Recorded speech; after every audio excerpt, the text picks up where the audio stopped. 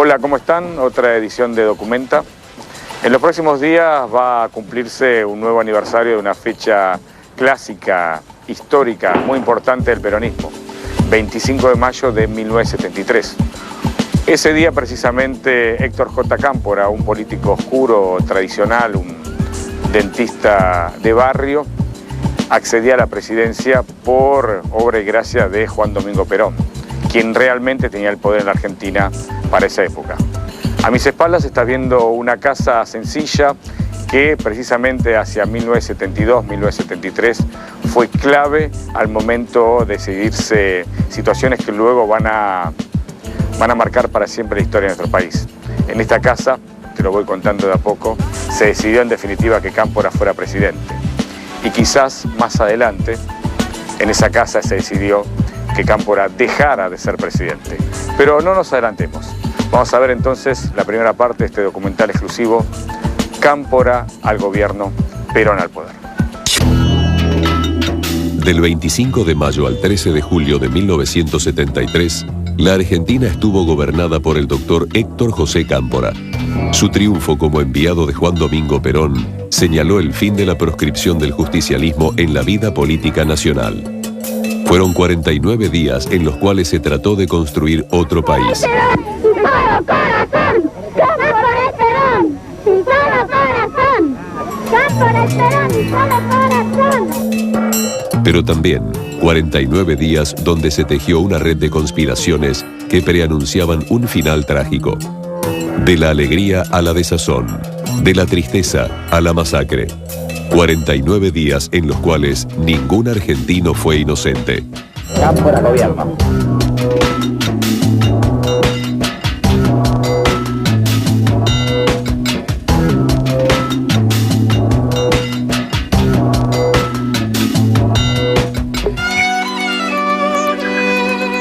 El general Juan Domingo Perón llegó al poder en 1946 y puso en marcha una reforma social que transformó a la Argentina. En los 9 años de su mandato, la sociedad se dividió profundamente entre peronistas y antiperonistas. Se llega el 16 de septiembre del 55 y el general Lonardi encabeza la revolución desde Córdoba. Y ahí hay un momento, hay unos días en que no se sabe bien qué pasa. La que está totalmente levantada parece que es la Marina, la flota de mar. En el ejército hay cuerpos de ejército que responden al gobierno y hay otros que no, pero la mayoría parece que en esos momentos sí. Los transeúntes fueron sorprendidos por la presencia de aviones que, según la versión oficial, volarían para rendir homenaje al Libertador. El exmandatario, según trascendió después, sabía desde horas antes que aquellos aviones no iban a volar para rendir homenaje, sino para bombardear la casa de gobierno, de no presentar él en el término fijado su renuncia.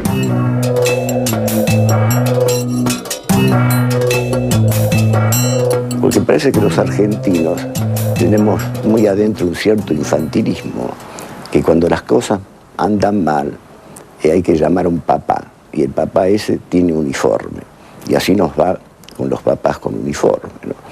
De modo que fue una época que para los amantes de la libertad no era demasiado cómoda. Y viene un antiperonismo, digamos, no demasiado virulento, que era el de Lonardi, que dice que no hay ni vencedores ni vencidos. A pesar de eso toma algunas medidas, se detiene bastante gente. Para Perón, fueron 18 años de exilio en Madrid. Para los peronistas, 18 años de proscripciones. A partir de 1955, se sucedieron 3 años de dictadura. Los 8 años siguientes, la Argentina estuvo gobernada por gobiernos civiles que alcanzaban el poder gracias al veto que se mantenía sobre el peronismo.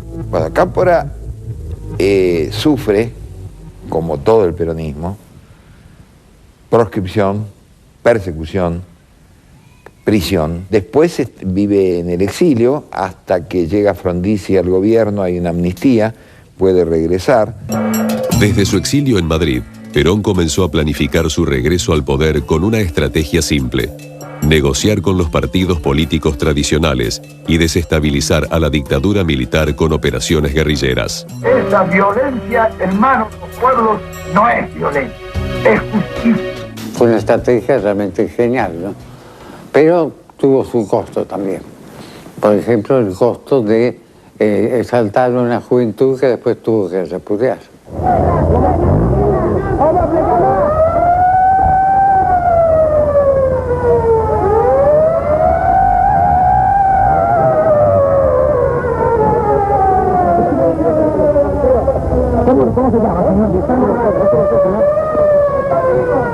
A los comienzos de los largos años de proscripción del peronismo, que fueron como 18, al comienzo el movimiento sindical fue muy fuerte y muy importante, digamos el sector más dinámico del movimiento, que con sus huelgas, sabotajes, etcétera, enfrentaba a las diversas dictaduras militares que se sucedieron. Con el paso del tiempo se fue generando una juventud peronista muy combativa.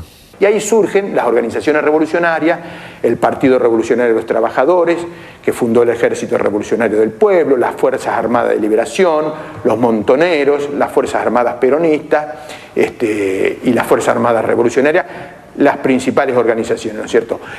Fueron fundadas por la clase obrera y el pueblo movilizado después de largos años de experiencia de resistir la represión de la dictadura. Los movimientos guerrilleros coparon la escena política en 1970, cuando la organización peronista Montoneros secuestró y ejecutó al general Pedro Eugenio Aramburu, autor del golpe de Estado que derrocó a Perón en 1955. Aramburu era un hombre muy respetado para todos nosotros. La muerte creo que fue misteriosa, en el sentido que sí, los ejecutores fueron miembros de la insurrección, ¿no? Pero de atrás de allí, ahí no está descubierto totalmente el velo de por qué fue la muerte de Aramburu. Lo que nosotros sabemos, o yo sabía, es que Aramburu quería ser presidente.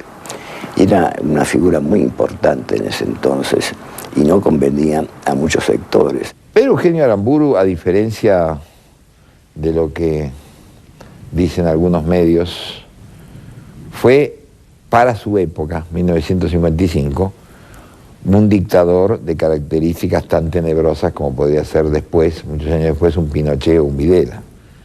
Es decir, Aramburu participó de una conjura militar que significó el bombardeo de la ciudad abierta de Buenos Aires junto con la Marina, ¿no? A la par de Montoneros actuaba el Ejército Revolucionario del Pueblo, brazo armado del marxista Partido Revolucionario de los Trabajadores. Ya con Alejandro Agustín Lanusse en el poder, se produjo una fuga de presos políticos en el penal de Rawson. 6 dirigentes de las Fuerzas Armadas Revolucionarias, del ERP y de Montoneros, lograron tomar un vuelo que los condujo a Chile. Esta es esta foto, que no es una foto, no es una reproducción, es la foto original. ¿De quién? De los 6 compañeros que se fugaron de la cárcel de Rawson y tomaron el avión en Trelew, y de los 4 compañeros que integraban el comando que tomó el avión. Estos son los 10 compañeros que llegaron a Chile, que después fueron a Cuba. Bueno, acá están, como se ven las palmeras que están en el fondo. Es una foto que es bastante conocida, que los compañeros se sacaron en Cuba. Pero 19 militantes quedaron varados ocupando el aeropuerto de Trelew. Rodeados por fuerzas de la represión, negociaron los términos de la rendición frente al capitán de corbeta Luis Emilio Sosa. Los detenidos debían ser alojados nuevamente en el penal de Rawson, pero la Armada no cumplió el trato. Trasladados a la base aeronaval Comandante Sar, fueron torturados durante 7 días. En la madrugada del 22 de agosto de 1972, se cumplió la orden de fusilarlos. 16 de ellos murieron en el acto. Sobrevivieron María Antonia Berger, Ricardo Aydar y Alberto Camps. ¿Ustedes son los 3 sobrevivientes del 22 de agosto? De la masacre del 22 de agosto. Prácticamente los marinos los asesinaron, los que estaban en la base almirante. Asesinados, en un pasillo, los mataron. La dictadura militar envió a Trelew al contraalmirante Hermes Quijada, jefe del Estado Mayor Conjunto, para que elaborara una versión creíble de la masacre. Quijada intentó esquivar al periodismo, pero fue descubierto por los medios en el aeropuerto y mintió. Un minuto nada más porque habíamos llegado corriendo. ¿Su presencia aquí obedece a los hechos que son de conocimiento? No obedecen a esto. obedecen a otros problemas, pero por supuesto todos tienen relación entre sí. De todas maneras, aprovechando su presencia aquí, ¿ha visitado la base aeronaval? Que pase por la base aeronaval un momentito. ¿Hay alguna consignación de la información respecto a más muertes? No, ninguna. Yo no tengo conocimiento. ¿Cuál sería la cifra? Realmente es el comandante de la zona de emergencia el que le puede informar. ¿Sí? ¿Se dirige a informar entonces al presidente de la Nación usted? Yo no voy a ver al presidente de la Nación. No tiene relación mi presencia acá con estos hechos. Muy amable, muchas gracias. Muchas gracias. Los militares comenzaron a planificar su retiro y se abrió un proceso con vistas a futuras elecciones. Todas las miradas convergieron hacia Madrid. Desde allí, Perón mandó a llamar a un ex legislador que había conocido casi 30 años atrás, Héctor José Cámpora. Bueno, mi padre era odontólogo, ejercía la profesión en San Andrés de Giles y una vez por semana acá en Buenos Aires, en un sanatorio de aquella época que ya no está más. Y en el año 44 fue designado comisionado municipal de San Andrés de Giles. En ese carácter lo invitaron a ir a un acto que se realizaba en Junín, al cual iba a asistir el coronel, en ese entonces coronel Perón. Fue al acto y ahí se lo presentaron al coronel Perón, parece que simpatizaron, y lo invitó a ir el día de San Andrés de Giles, el 30 de noviembre, a Giles. Y fue. Entonces, a partir de ahí, continuaron viéndose, hicieron una relación bastante fluida, ¿no? Una vez en España, Cámpora se volvió a reunir con el líder exiliado. El Partido Justicialista se preparaba para las elecciones. Y ante la prohibición que aún pesaba sobre Perón para regresar al país, solo quedaba elegir bien a quienes lo representarían. Pues llega a Madrid, lo va a recibir la señora de Perón y lo acompaña directamente a la quinta 17 de octubre. Y Perón, después de una charla y de ver cómo estaban ellos y cómo estaba el país y cómo estaba el movimiento, le dice que lo va a reemplazar a Paladino, ha decidido reemplazarlo a Paladino como delegado y que le gustaría que él aceptara el cargo. Y puso a Cámpora porque sabía que Cámpora iba a hacer exactamente lo que dijo que iba a hacer. Iba a ser leal y iba a procurar que Perón se presentara como candidato, cosa que no logró. Lo único que no logró don Héctor fue ese, que era su sueño, que Perón fuera candidato, pero sí logró que Perón regresara a Argentina y que finalmente, después del interregno del mismo, Perón fuera candidato. La sociedad seguía dividida y el Partido Justicialista también. El clima político daba paso a la violencia sin que hiciera falta ninguna provocación. Pero las palabras de Perón no dejaron lugar a dudas. Cámpora sería el hombre indicado y su tarea no iba a ser nada fácil. Entonces mi padre llega acá con esas tres instrucciones, ¿no? Preparar el regreso de Perón, normalizar el Partido Justicialista y considerarse el último delegado de Perón, ¿no? El general Lanusse pretendía perpetuarse en el poder y su estrategia de enfrentamiento consistía en asegurar que Perón jamás abandonaría su exilio en Madrid. Lanusse, yo lo aprecio mucho, Lanusse. Era un gentleman, era un caballero, era un militar formidable, ¿no? Pero conocer la fábula del escorpión con la rana, ¿no? Él no podía renunciar a su naturaleza. Él ya fue golpista en la época del general Menéndez, tenía eso en el alma, ¿no? Y bueno, Lanusse pronuncia una frase desgraciada: no va a venir porque no le da el cuero, dijo, y vino. Lo que buscaba la sociedad argentina en ese momento era orden. En medio de ese clima de guerra civil, de atentados, de muertes, de asesinatos, quería orden. Si el orden lo ponía Perón, que fuera Perón. Si el orden lo podía poner Balbín, que fuera Balbín. Y Perón, evidentemente, tenía recursos como para imponer el orden. Un vuelo charter repleto de militantes, dirigentes, artistas y deportistas partió desde Ezeiza rumbo a Europa para escoltar a Perón. Todos se sabían protagonistas de un hecho histórico y definitivo. Miguel, nos interesa su opinión, momentos antes de partir. Bueno, se imagina que estamos ya a víspera de concretar un sueño que hace 18 años que venimos anhelando.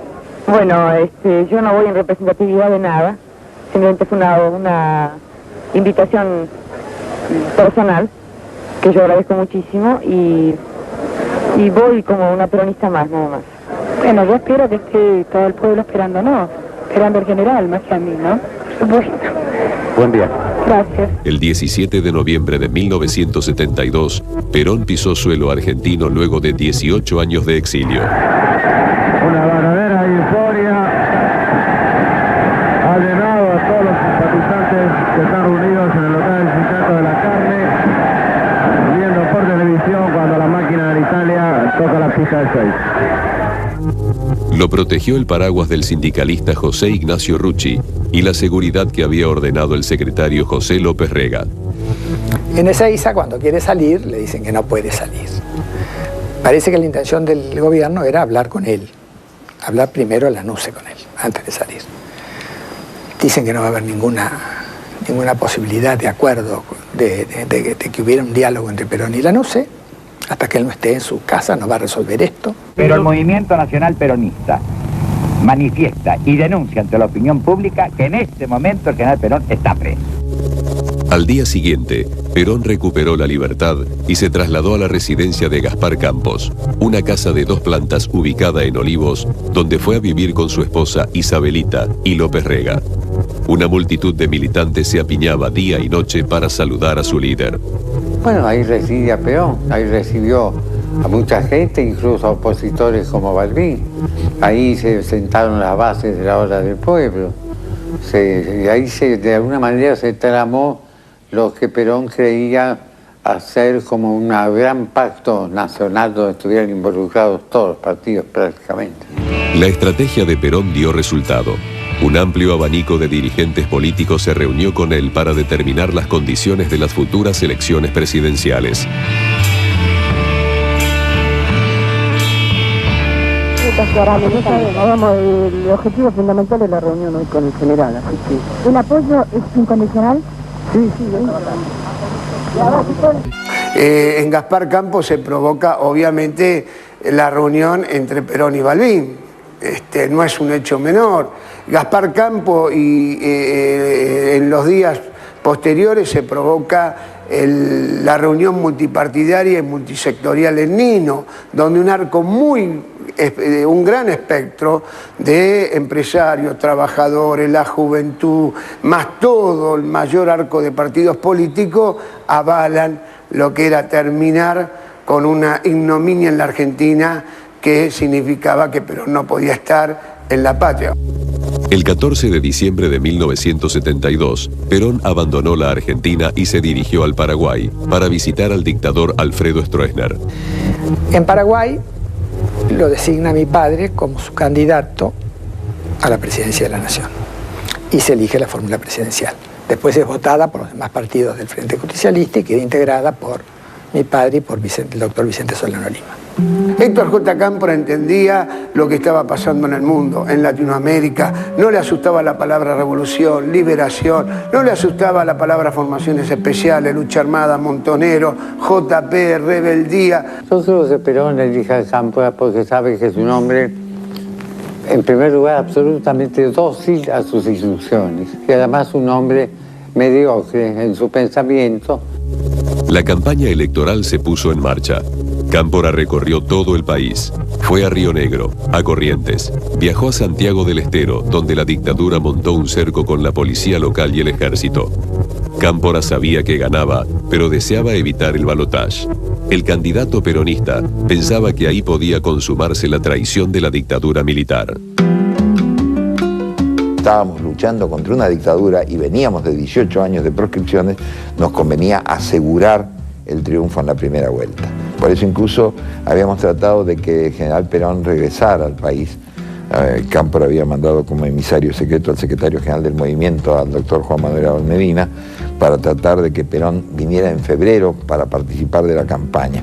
Pero no podía venir por algo que era secreto y que no lo supimos en aquel momento, que ya tenía un serio problema del corazón, cosa que López Rega e Isabel Perón ocultaron al conjunto del movimiento.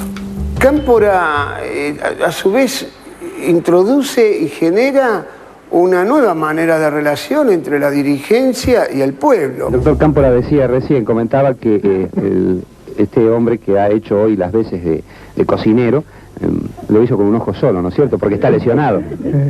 Y me permití repetir que cómo sería el asado que no podría haber estado mejor, pero si este amigo y este compañero hubiera tenido los dos ojos para hacerlo, ¿no? Cuando el 11 de marzo de 1973 hay elecciones, gana el peronismo, es elegido presidente Héctor Cámpora, que expresaba a los sectores progresistas del peronismo, incluso apoyado por la Juventud Peronista y por Montonero, Farifap. Y en la campaña electoral una de las principales consignas era reviente quien reviente, libertad a los combatientes. El justicialismo triunfó en poderosos distritos del país como Buenos Aires, Mendoza y Córdoba. Sin embargo, perdió en la capital federal ante el candidato radical Fernando de la Rúa. Cuando comprendió que había ganado las elecciones, Cámpora se dirigió a la CGT y, rodeado del poder sindical, anunció que como presidente electo se reuniría con Lanusse para preparar la transición a la democracia. El general Lanusse varias veces quiso entrevistarse con mi padre y mi padre, por algún motivo o el otro, iba postergando esta entrevista. Finalmente, ya siendo presidente electo, habiéndolo conversado con el general Perón, le da una entrevista a la Junta Militar, entre la cual estaba el general Lanusse, que se realiza acá, en esta casa. La dictadura pretendía una retirada ordenada, sin sobresaltos. Cámpora pulseaba para satisfacer las exigencias de Perón, de los montoneros y de los partidos aliados. La guerrilla seguía operando. Cámpora, en abril, después que es electo, pide una tregua a la guerrilla. Nosotros le respondemos con el volante más masivo que se tiró en la historia argentina, que se llamó Respuesta al presidente Cámpora, porque el Ejército Revolucionario del Pueblo no dejará de combatir. Porque el poder militar seguía en manos de las Fuerzas Armadas Contrarrevolucionarias, porque el poder económico seguía en manos de las empresas monopolistas y del imperialismo norteamericano. El 30 de abril de 1973, el ERP ajustició al contraalmirante Hermes Quijada, uno de los principales encubridores de la masacre de Trelew. La operación fue encabezada por Víctor Fernández Palmeiro, quien también murió en el atentado. Sin duda, ese hecho inquietó a Perón. O sea, a Perón personalmente, le inquietó mucho. El funeral de Hermes Quijada fue aprovechado por la dictadura para endurecer su posición y transmitir un mensaje claro al peronismo que estaba por llegar a la Casa Rosada. La sangre, la inmolación del almirante Quijada no habrán sido en vano si la nación toda comprende que ya es tiempo de no llamarse a engaño respecto a accionar de esta delincuencia terrorista. A medida que se acercaba la fecha de entrega del poder, los militares ya no tenían influencia en la sociedad. Estaban en retirada. Habían derrocado a Arturo Illia en 1966, pero nada quedaba de la arrogancia de Onganía, la confusión de Levingston o la ambición de Lanusse. Tan nada que Cámpora aprovechó la noche del 24 de mayo de 1973, víspera de su asunción, para ir al cine.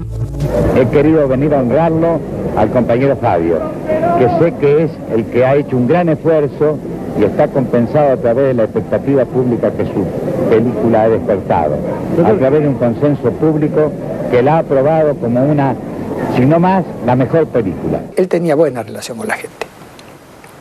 Por supuesto que Perón tenía mucha mejor relación con la gente, ¿no?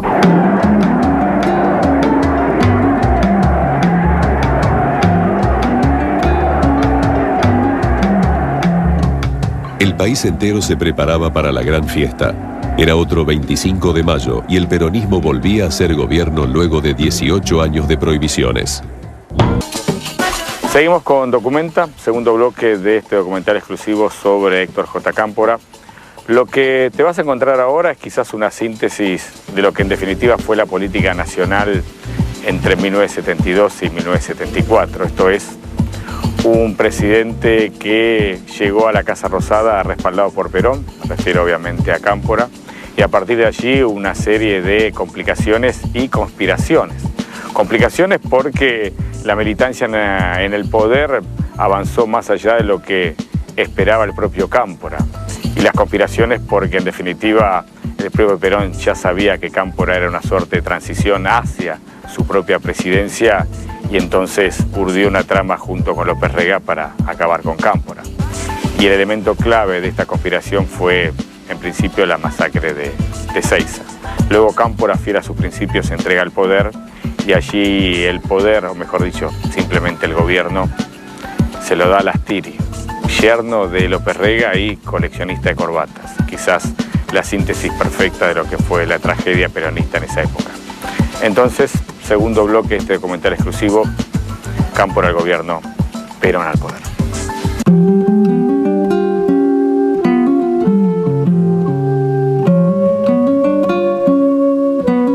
El 25 de mayo de 1973, Cámpora llegó temprano al Congreso para jurar como primer mandatario de la nación. Junto a él estaban el presidente de Cuba, Osvaldo Dorticós, y el de Chile, Salvador Allende. En el discurso de Asunción, Cámpora reivindicó a los jóvenes peronistas, sus principales aliados en el poder. Los representantes de las Fuerzas Armadas no podían creer lo que veían. Los gobernantes de una democracia son elegidos por el pueblo en comicios limpios. Imponerlos por la fuerza de las armas es una usurpación de los atributos del soberano, desacredita las milicias y niega el derecho. Estábamos en el Aeroparque Metropolitano, en la zona militar, en momentos en que el locutor anunció que había varias personalidades que estaban esperando ahí. En estos momentos hace su descenso el avión que trae al señor presidente de Cuba, don Osvaldo Dorticós. Gustavo Roca me codió y me dijo, este ha dejado de ser un país de mierda. Yo creí que también había dejado de ser un país de mierda, pero fue por poco tiempo que lo dejó. A pocas cuadras de allí, no hubo protocolo ni orden castrense. La gente cantaba la marcha peronista pese a las provocaciones del ejército y a la represión con gases lacrimógenos y balas de goma. La Plaza de Mayo volvía a lucir atestada de gente. Coparon la plaza los montoneros, creían que estaban tomando el gobierno en realidad, ¿no? Cámpora debía trasladarse hasta la casa de gobierno en un lujoso Cadillac.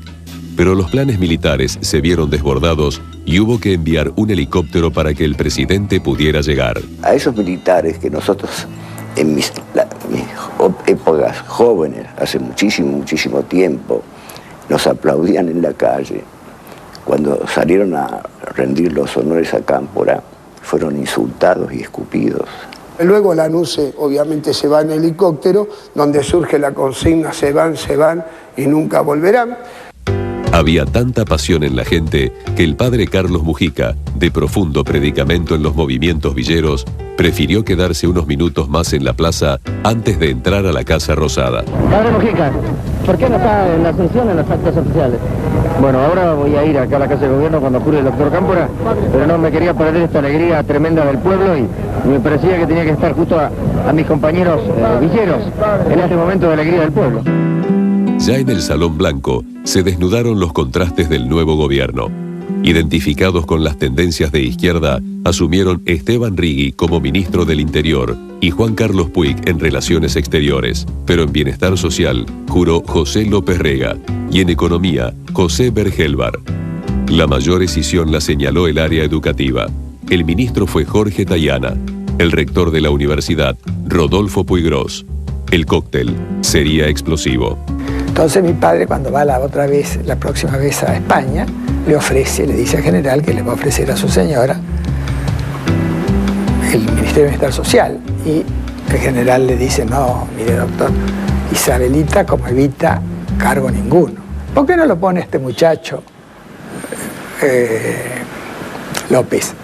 Representaba una visión autoritaria, que además era el enemigo enquistado, que eso a la corta, a la larga, iba a generar muchos problemas. En campaña, Cámpora había anunciado la liberación de todos los presos políticos y militantes de las organizaciones armadas, presos en Devoto. La noche del 25 de mayo, una columna de 40.000 jóvenes rodeó la cárcel exigiendo la libertad de sus compañeros. Lo cierto es que de esa cárcel de Devoto salieron presos políticos y también salieron presos comunes, ¿no? La posición del Partido Revolucionario de los Trabajadores era que la movilización tenía que culminar con la libertad de los presos y no esperar el decreto presidencial o de las cámaras legislativas. Por lo tanto, nos fuimos hacia la puerta, empezamos a presionar. Esta presión hizo de que dos compañeros que representaban a las organizaciones revolucionarias que estaban adentro se hicieran presente, hablaran desde lo alto de los muros de la cárcel. Les informamos como oposición de las organizaciones Montoneros y PAR que en este momento se está gestionando a nivel de la Presidencia de la Nación nuestra libertad inmediata.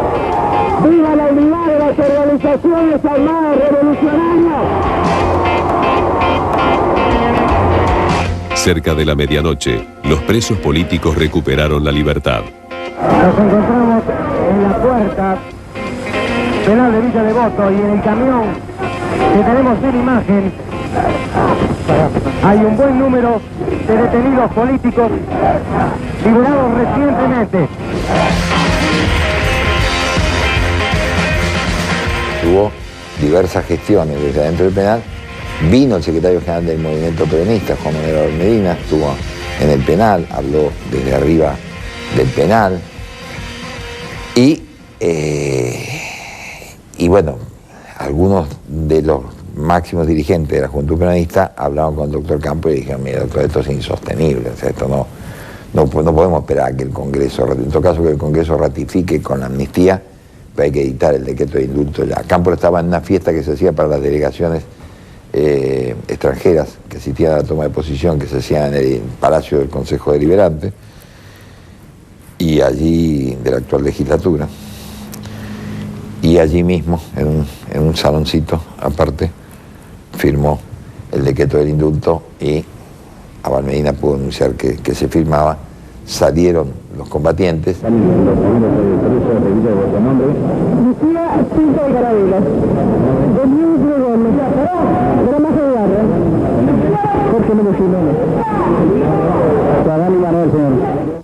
En los primeros 2 días de gobierno, Cámpora se enfrentó a una creciente lucha entre la izquierda y la derecha del peronismo, que dirimían diferencias ocupando colegios, edificios públicos, bancos y medios de comunicación.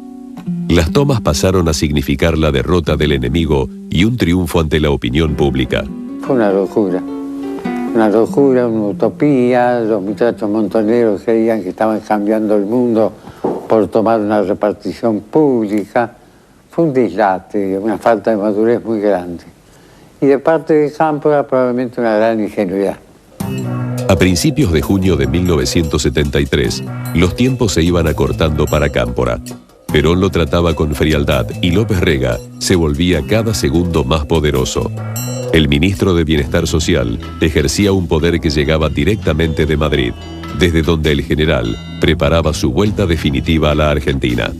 A estos sectores del lópezreguismo se le cuelgan sectores de un gremialismo que hasta ese momento la miraban a ver qué pasaba. No creían en el retorno de Perón, no creían en la lucha, obviamente la miraron de costado, pero participando, colaborando con las dictadoras de turno. El miércoles 19 de junio de 1973, Perón abandonó definitivamente su residencia de Puerta de Hierro en Madrid. Había pasado allí una etapa clave de su vida y regresaba a Buenos Aires para ejercer el gobierno y el poder. Cámpora viajó a España para acompañarlo en el regreso, pero el general lo ignoró. Recién en el aeropuerto de Barajas, cuando Franco llegó para cumplir con las reglas de protocolo, Cámpora y Perón se mostraron juntos. En Buenos Aires, el peronismo se preparaba para recibir a su líder histórico. Era el regreso definitivo y el gobierno había decidido organizar un acto popular en los bosques de Ezeiza. Cámpora sabía que López Rega tramaba una conspiración en su contra. Sin embargo, dejó en sus manos la organización del acto. López Rega designó jefe de operaciones a Jorge Osinde, un coronel del ejército que aseguró a los medios que la organización del acto sería perfecta.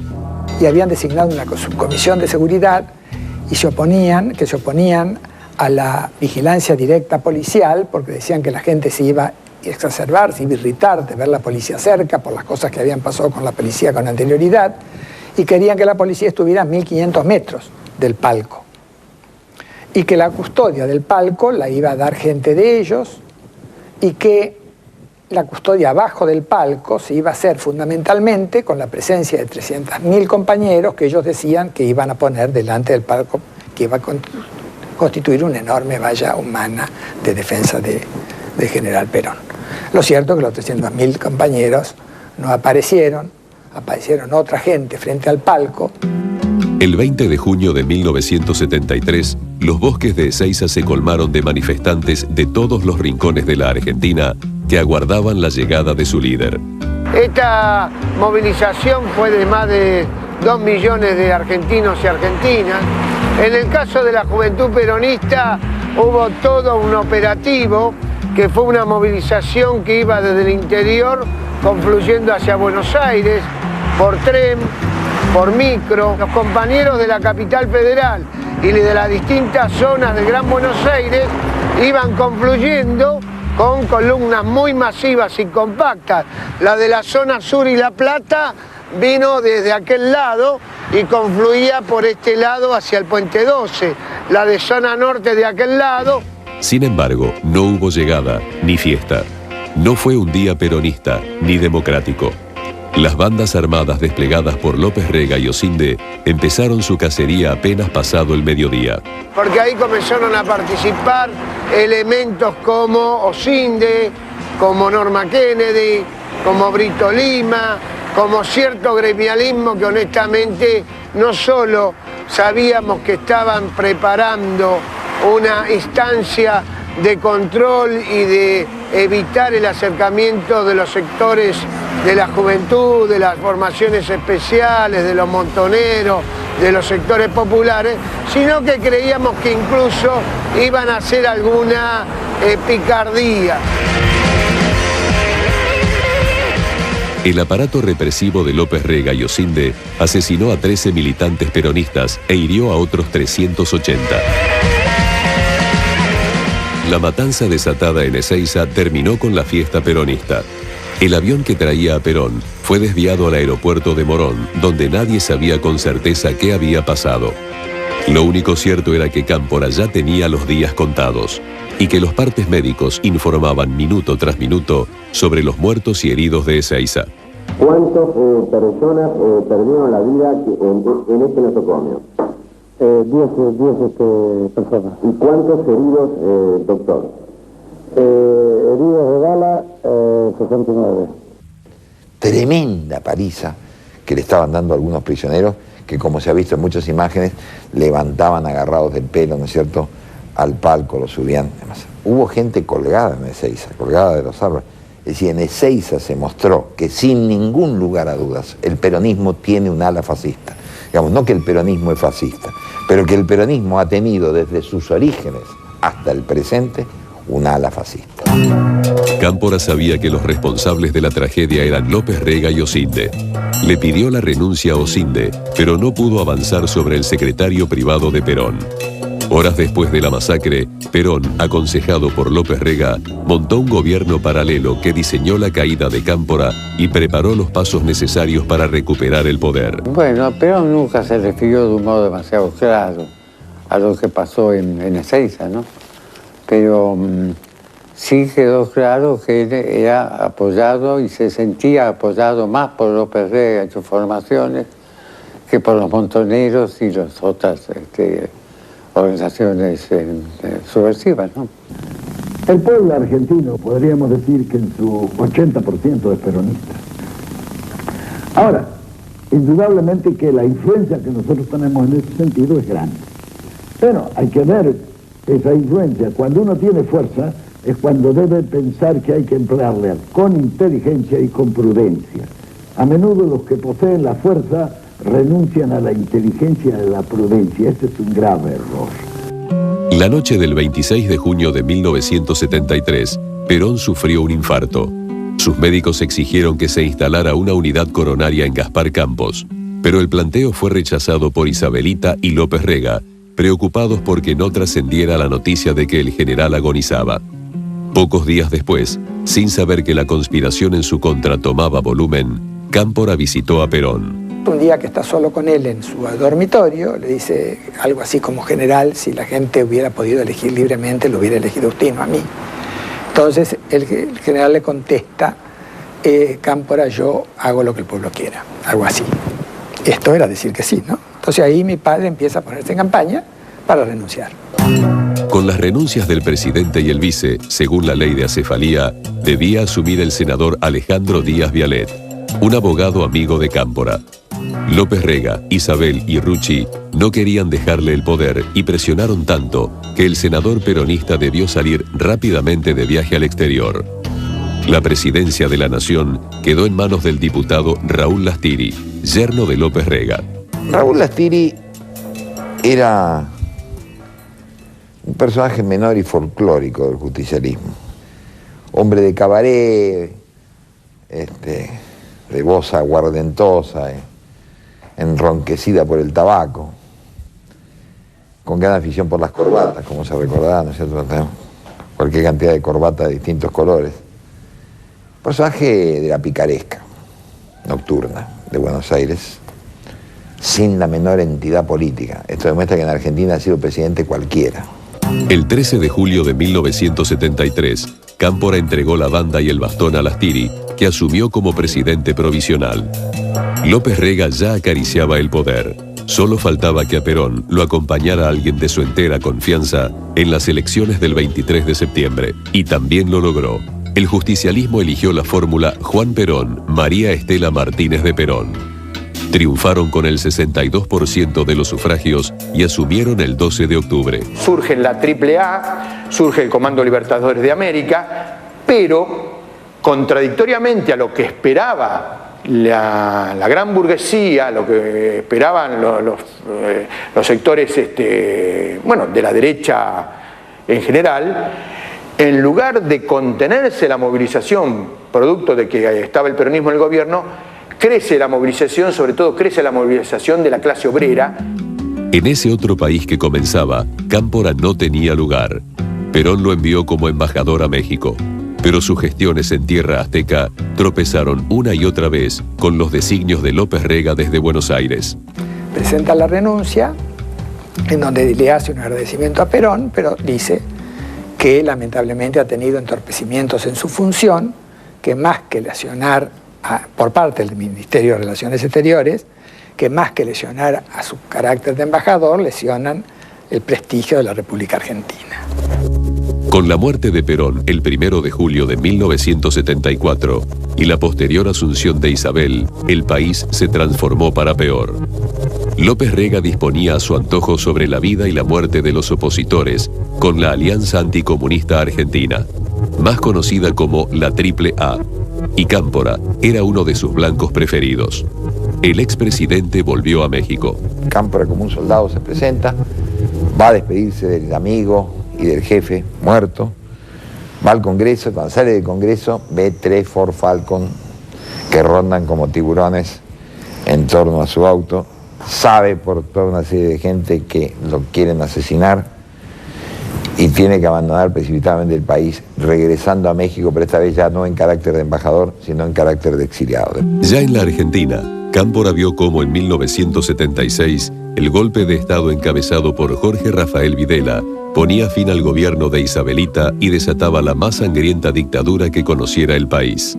Refugiado en la Embajada de México durante 4 años, olvidado por el partido al que había dedicado toda su vida, el doctor Héctor José Cámpora, enfermo de cáncer terminal, logra un salvoconducto para viajar a México, donde fallece el 19 de diciembre de 1980. El gobierno de Cámpora fue una brevísima primavera, un soplo en una atmósfera envenenada, ¿no?, que lo precedió y lo sucedió. Porque creo que la lealtad es una virtud. Y esa lealtad que yo le he dado al general Perón en todas las actividades de mi vida, seguirá así, insobornablemente, inquebrantablemente, porque creo que la lealtad edifica indudablemente en forma más honrosa al ser humano. Estamos terminando esta edición Documenta, en esta oportunidad referida a Héctor J. Cámpora. Vos pensás que Cámpora gobernó solo 49 días y aún hoy, a tanto tiempo desde que ha pasado desde su gobierno, aún se sigue debatiendo qué es lo que pasó con su administración, qué es lo que pasó con ese movimiento que tanto lo respaldó durante esos 49 días. Entonces la pregunta básica, o mejor dicho, la conclusión básica que uno debería hacer, por lo menos para mí, es la siguiente. Gobernó mal, las ideas que había puesto en marcha no eran las que debían aplicarse a la Argentina en esa época, o en realidad Cámpora fue el blanco móvil de una conspiración que terminó de arrojarlo por afuera del gobierno y en definitiva por afuera del propio peronismo. Y se fue una conspiración. ¿Quién la puso en marcha? ¿Solo López Rega o López Rega con Perón? O sencillamente fue Perón y el que ejecutó fue López Rega. Y en definitiva lo que uno debería plantearse es cómo la política es caníbal, ¿no? Porque Cámpora fue expulsado del justicialismo, en plena dictadura militar debió exilarse en México, murió allí, y hoy cuando hablas de Cámpora es como una figura gris que vaga por la historia del peronismo y nada más, y sin embargo estuvo 49 días en el gobierno, poniendo en marcha un sueño que finalmente, creo yo, fracasó. Chao, hasta la semana que viene.